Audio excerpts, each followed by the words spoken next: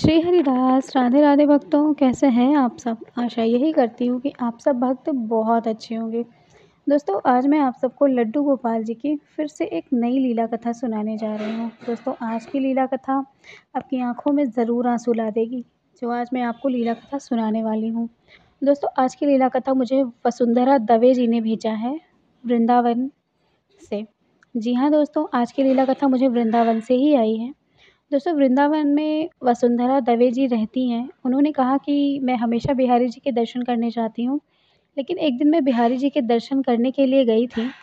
मंदिर में बहुत ज़्यादा भीड़ थी, तो मैं वहीं पर काफ़ी देर के लिए खड़ी हुई थी। तो वहीं पर एक बाबा जी थे, जो संत आप कह लीजिए, तो संत थे। तो उन्होंने मुझसे एक घटना बताई कि मैं जिसे सुन कर के हैरान रह गई। मुझे लगा कि मुझे ये घटना आप सब ज़रूर शेयर करनी चाहिए। तो कहती है कि मैं अपने घर आई, मैंने अपने हस्बैंड से बताया। फिर मुझे लगा कि मैं इसे स्टोरी के रूप में मतलब आपको सुनानी चाहिए, तो इसलिए उन्होंने मुझे ये भेजा। तो ये मेरी सब्सक्राइबर ही हैं दोस्तों, मेरी इनसे अधिकतर बात होती रहती है वसुंधरा जी से। तो उन्होंने जब ये घटना मुझे बताई, तो मैं बिल्कुल हैरान रह गई। तो उन्होंने कहा कि वो बाबा जी ने मुझे वो घटना सुनाई थी। तो चलिए दोस्तों, वो घटना हम बताना शुरू करते हैं। दोस्तों, कहते हैं कि एक गाँव था। गाँव में बहुत मतलब एक ज़मींदार थे। एक ज़मींदार नहीं थे, मतलब ज़मींदार तो थे, लेकिन उनके पत्नी थी, उनके बच्चे थे। 3 बच्चे थे उनके। 1 लड़की था और 2 लड़का था। दोस्तों, लड़की बड़ी थी, लड़के दोनों छोटे थे। उनके जो ज़मींदार जी थे, उनकी अचानक से कुछ तबीयत ख़राब होने की वजह से उनकी मृत्यु हो जाती है। मृत्यु हो जाती है, उनको हार्ट अटैक आ जाता है दोस्तों। दिल का दौरा पड़ने से उनकी मृत्यु हो जाती है। पूरे गाँव में, पूरे घर में सन्नाटा फैल जाता है कि गाँव का एक अच्छा ज़मींदार अपनी ज़िंदगी ख़त्म कर दी है, यानी कि उनकी मृत्यु हो जाती है दोस्तों। बहुत ही कम उम्र में उनकी मृत्यु हो जाती है। ये सदमा जो उनकी वाइफ़ थी, वो बर्दाश्त नहीं कर पाती और उसी समय उनकी भी मृत्यु हो जाती है। दोनों ने अपने प्राण त्याग दिए थे। अब दोस्तों, बच्चे भी रो-रो कर उनका मतलब बुरा हाल था, बिल्कुल बहुत बुरा हाल था। अब उनको लग रहा था कि हमारा कोई तो है नहीं इस दुनिया में, अब हम क्या करेंगे? माँ, पिताजी जो भी थे, सब लोग अब इस दुनिया में नहीं थे। तो उनके मामा जी थे, तो उनके मामा जी जो थे, वो उन्होंने अंतिम संस्कार वग़ैरह किया। फिर उसके बाद वो यहीं रहकर बच्चों को पालने लगे। कुछ समय के बाद उन्होंने कहा कि बच्चों, हमारे घर चलो, लेकिन बच्चों ने कहा कि नहीं, हम घर नहीं जाएँगे, क्योंकि उनकी बेटी अभी 16 साल की थी, बहुत बड़ी भी नहीं हुई थी। तो मामा जी यहीं पर रहकर बच्चों को पाल रहे थे। बच्चे धीरे-धीरे कर दोस्तों बड़े होते गए। 7 से 8 साल बीत गए। मामा जी, मामी जी, उनकी 2 बेटियाँ थीं, वो यहीं पर रहने लगे अपने बहन के बच्चों को पालने के लिए। दोस्तों, वो लोग यहीं पर रह रहे थे, काफ़ी दिनों से रह रहे थे। रहते-रहते फिर उन्होंने वो जब बड़ी होती हैं, तो उनको लगा कि हमें अब उनकी शादी कर देनी चाहिए। दोस्तों, शादी जब उनकी बड़ी वाली लड़की होती है, वो 21 साल की हो जाती है, तो कहते हैं कि अब शादी मतलब करने का तुम्हारा समय आ गया है। तो शादी करने के लिए कहती है ठीक है, शादी करना ही है। तो मामा उसके लिए जो लड़के होते हैं वो ढूँढ कर लाते हैं, लड़का भी ठीक-ठाक होता है। उसके बाद वो उसकी शादी को फ़िक्स कर देते हैं। दोस्तों, बारात आ जाती है, बारात आ जाती है।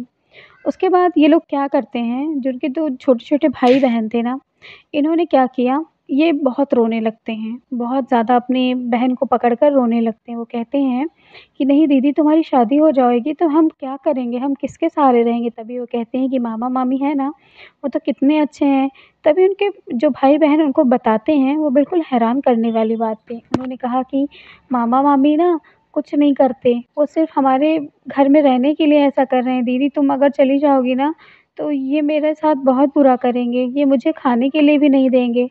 तभी वो कहती नहीं, ऐसा नहीं है, मामी बहुत अच्छी हैं। वो कहते हैं नहीं, मामी नहीं अच्छी हैं, मामी ने मुझे ऐसी-ऐसी बात बोली थी। मतलब दोस्तों, ये सब सुन कर के वो बिल्कुल हैरान हो जाती हैं। उसके बाद वो कहती हैं कि अब अगर बात ऐसी है, तो मैं मामा-मामी से पूछूँगी। तभी वो कहते हैं कि अगर आप मामा-मामी से पूछने जाओगी तो वो झूठ हो जाएगा। तभी वो कहती है कि नहीं, पूछना तो बहुत ज़रूरी है। तभी बारात बाहर लगी हुई थी दोस्तों। तभी वो अपने मामी के कमरे में जाती हैं। मामी और मामा दोनों साथ में थे।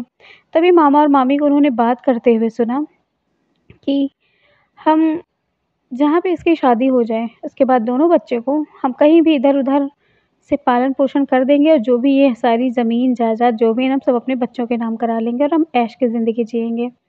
ये सब जब सुनती हैं दोस्तों, उनका नाम नयनतारा होता है। जब नयनतारा ये सब सारी बातें सुनती हैं, तो बिल्कुल हैरान रह जाती हैं। वो कहती हैं कि ऐसा कैसे हो सकता है? मेरी मामी-मामा जो मेरे साथ 7 सालों से हैं, जिन्होंने मुझे पाल-कर बड़ा किया, लेकिन आज उनके मन में इतना बड़ा घात लगाए बैठे हैं कि वो हम सबको के साथ ऐसा करना चाहते हैं। इतना सुन कर के नयनतारा अपने मामा से जाकर कहती है कि मामा जी, मुझे शादी नहीं करनी। ये सुनकर के मामा बिल्कुल हैरान हो जाते हैं, ऐसा लगा उनके पैर के नीचे से ज़मीन खिसक गई। तभी वो कहती है, "क्यों? क्या हुआ बेटा?" तभी वो कहती है कि नहीं मामा जी, मुझे अपने भाई-बहन के साथ रहना है। मुझे अपना ये जीवन अपने भाई-बहन के प्रति समर्पित है। मैं शादी नहीं करूँगी। ये बात सुनकर के मामा जी बिल्कुल तिलमिला जाते हैं गुस्से से, लेकिन वो उस समय कुछ नहीं कहते। तभी वो कहते हैं कि बेटा, कोई बात नहीं, हम तुम्हारे लिए दूसरा रिश्ता लेकर आएँगे। अगर तुम्हें ये रिश्ता तो नहीं सही लगा, क्योंकि बारात बाहर पर आ गई, हमारी कितनी बेइज़्ज़ती होगी। तो कहती बेइज़्ज़ती हो या ना हो मामा, लेकिन बस मैं इतना चाहती हूँ, मैं शादी नहीं करना चाहती। ये कह कर के दोस्तों फिर वो वहाँ से शादी को अपने तोड़कर अपने दुल्हन के कपड़े पहने थे, उन्होंने उस कपड़े को बदल लिया। बदलने के बाद वो अपने भाई-बहन को लेकर दूसरे कमरे में चली गईं। उधर मामी जो थी, उनको थोड़ा-सा शक होने लगा कि इसने कुछ तो ऐसा जान लिया है जो ये शादी करने के लिए मना कर रही है। उसके बाद वो जा कर के पूछती हैं कि तुम क्यों नहीं करना चाहती शादी? तभी साफ-साफ नयनतारा ने बता दिया कि मैंने आप सबकी बात सुन ली थी। जो आपने हमारे भाई-बहन के साथ ऐसा करने के लिए सोचा था, इसलिए अब मैं पूरे भाई-बहन को अपने सँभाल लूँगी। आपको कोई ज़रूरत नहीं है यहाँ पर रहने की।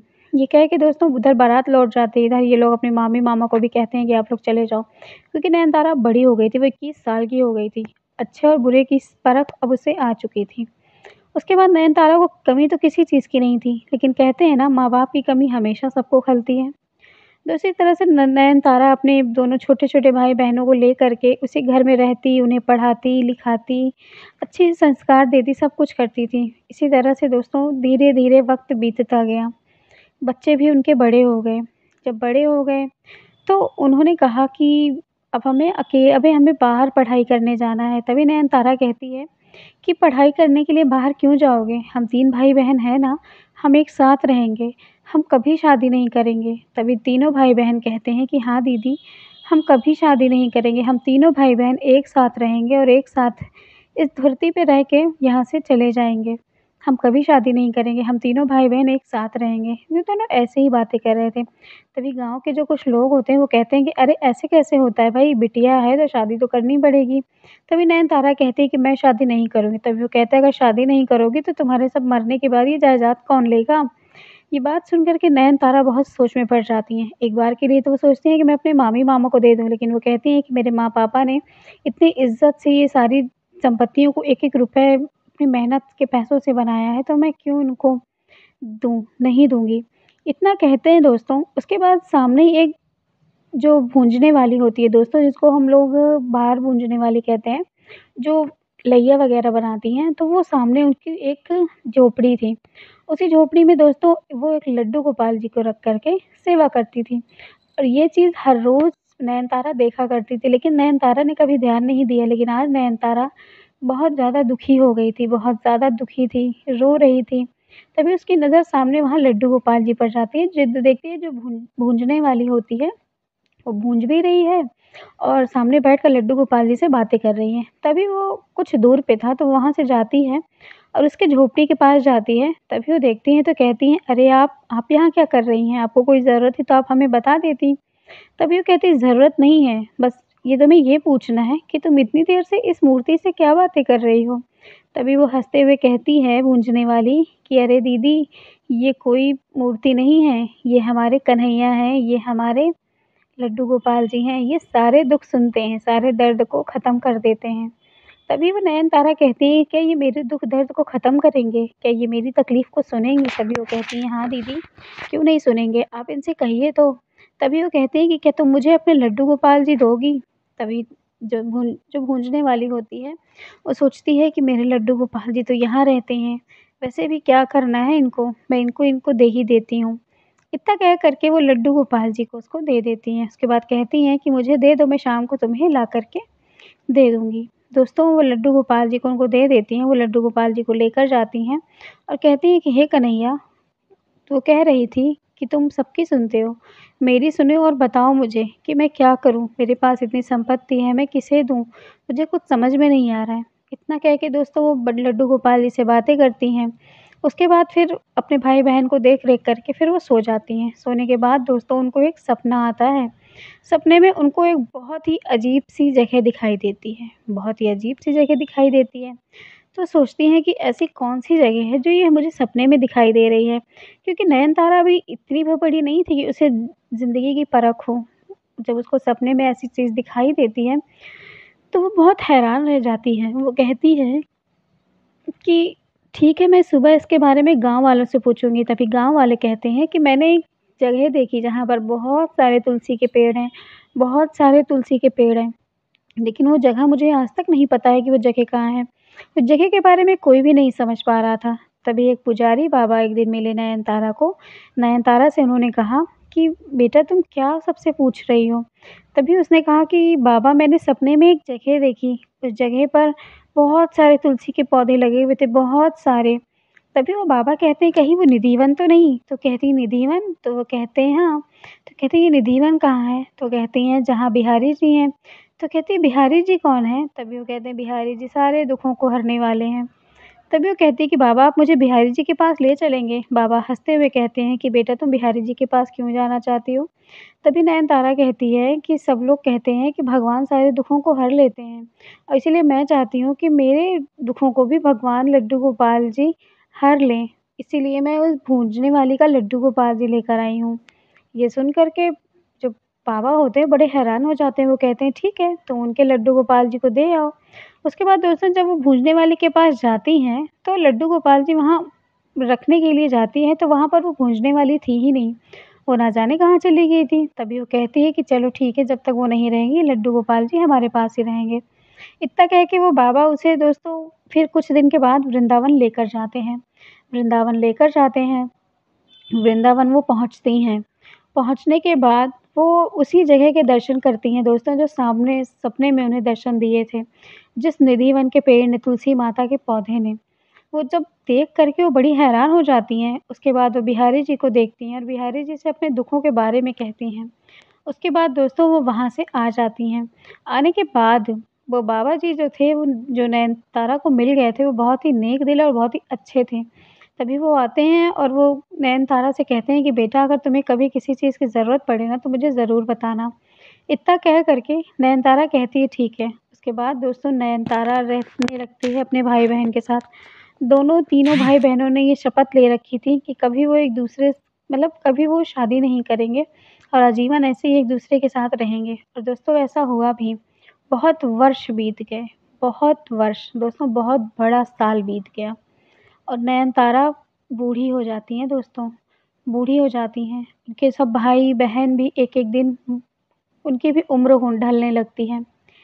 एक दिन उनकी जो सबसे छोटी वाली बहन होती है जो नयनतारा की थी, 2 बहनें और 1 भाई थे। तो उसको अचानक से कुछ दिमागी दौरा पड़ता है, यानी कि उसके सर में बहुत तेज़ दर्द होता है। अब वो पागलों जैसी हरकतें करने लगती है और उसमें वो दम तोड़ देती है। उसकी उम्र भी हो चुकी थी। उसके बाद इसी तरह से करके दोस्तों नयनतारा जो होती हैं वो देखती हैं कि मेरी एक बहन अब इस दुनिया में नहीं रही, मेरी भी अब उम्र हो गई है, मेरा भाई भी अब बूढ़ा हो चला है। ज़िंदगी का सफ़र काटते-काटते हम दोनों एक-दूसरे से प्रेम से रहते-रहते हम अपनी ज़िंदगी गुज़ार दी है लड्डू गोपाल जी की सेवा करते-करते। उसके बाद वो कहती है कि वो जो भूंजने वाली थी वो भी पता नहीं कहाँ चली गई, आज तक वो भी नहीं लौटी। और अगर हमारे पास ये लड्डू गोपाल जी ना होते तो इतना बड़ा जीवन पहाड़ जैसा हम आज कभी नहीं काट पाते। शायद लड्डू गोपाल जी की वजह से ही हम काट पाए। उसके बाद दोस्तों नयनतारा के भाई को भी अचानक से मतलब बहुत ज़्यादा उल्टियाँ वग़ैरह होने लगती हैं क्योंकि वो बूढ़े हो गए थे। नयनतारा तो उससे भी बूढ़ी हो गई थी। लेकिन कहते हैं ना, ज़िम्मेदारियों का बोझ मरते दम तक नहीं छूटता। शायद यही हाल नयनतारा का भी था। नयनतारा के हाथ-पैरों में भले झुर्रियाँ पड़ गई थीं, लेकिन उसके अंदर के जो आत्मबल था ना, वो अभी तक ख़त्म नहीं हुआ था। वो अपने भाई और अपनी बहन को अपने आगे ऐसे मरता देख, वो अपने आप को बहुत ही अभागन मान रही थी। कि मेरे ही भाई-बहन जो मुझसे छोटे थे और आज मैंने ही उनकी वजह से शादी नहीं करी। मैंने अपने भाई-बहन को अब एक माँ की तरह पाल कर बड़ा कर दिया। और आज मेरे ही भाई-बहन मेरी आँखों के सामने ही मुझसे दूर चले गए। उसके बाद दोस्तों उनका भाई भी इस दुनिया में नहीं रहा। लास्ट में नयनतारा बचती हैं, जो नयनतारा फिर डंडे को लेकर के चलने लगती हैं। उसके बाद नयनतारा उन्हीं बाबा को बुलाती हैं, लेकिन दोस्तों वो बाबा आज भी बिल्कुल वैसे के वैसे ही थे। नयनतारा बाबा को देखकर कहती हैं कि बाबा, हमारी उम्र ढल गई है या आप वैसे के वैसे ही हैं? तभी बाबा कुछ भी नहीं कहते, हँसते हुए कहते हैं कि बताओ बेटा, तुमने मुझे क्यों बुलाया? तभी नयनतारा कहती हैं कि बाबा, ये रहे मेरे घर और ज़मीन के जायदाद। मैं एक बार वहाँ पर गई थी ना वृंदावन, तभी मैंने कहा था ना कि मैं सारा कुछ अपना बिहारी जी के नाम कर कर जाऊँगी, और इसलिए मैंने सब कुछ अपना बिहारी जी के नाम कर दिया है। मेरे जाने के बाद इस संपत्ति को कोई भी नहीं ले पाएगा। आप बस इतना मेरा काम करिए कि मुझे बिहारी जी तक ले चलिए। वो बाबा बिहारी जी तक नयनतारा को लेकर जाते हैं। बिहारी जी के धाम पहुँचते हैं वृंदावन। वृंदावन पहुँचने के बाद दोस्तों वो बिहारी जी के चरणों में जाती हैं। बिहारी जी के यहाँ पास अब भीड़ होती थी दोस्तों, पहले उस समय वहाँ भीड़ नहीं होती थी, पहले आसानी से लोग दर्शन पा जाते थे। उसके बाद वो नयनतारा उस कागज़ को लेकर के, जो उनके घर का था ज़मीन का, वो लेकर जाती हैं, और लेकर जाने के बाद वो वहीं पर कागज़ को रख देती है बिहारी जी के चरणों में, और वहीं पर वो अपने प्राण त्याग देती हैं दोस्तों।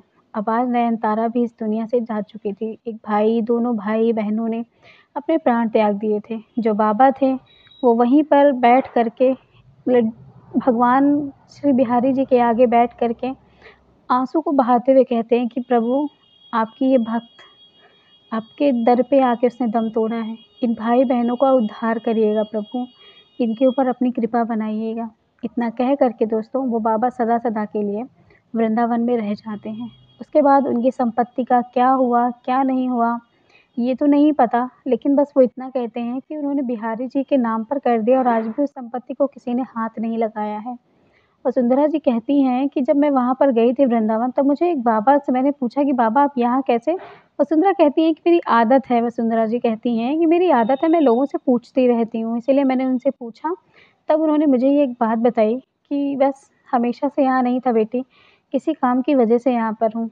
तो बस यही काम था दोस्तों, जिस काम को कराने के लिए वो यहाँ पर आए थे, और सदा-सदा के लिए वृंदावन में बस गए थे। वो बूढ़े बाबा आज भी हैं, वो अभी तक इतने कैसे हैं, क्या हुआ, अभी तक वो ज़िंदा हैं या नहीं है, ये तो नहीं पता, लेकिन वसुंधरा जी कहती हैं वहाँ से मैं सुनकर आई, जब मुझे बहुत ही अच्छा लगा।